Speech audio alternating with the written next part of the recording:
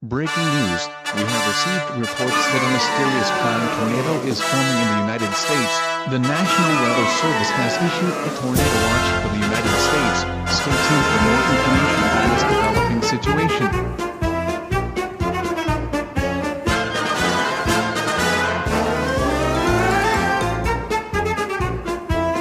Breaking news, the cloud tornado has a name. The tornado's name is Twisty the Cloud. Stay tuned for more information on this developing situation.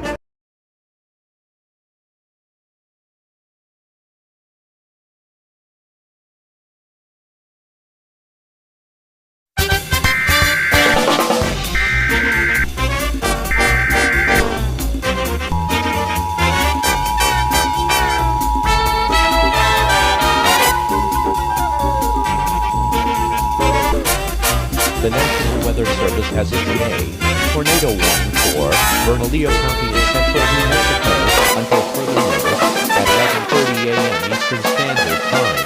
A evil cloud named Twisty is destroying buildings in its path. All residents of Albuquerque seek shelter immediately. Flying debris may be deadly for those talking about shelter. Stay tuned for more information on the standard situation.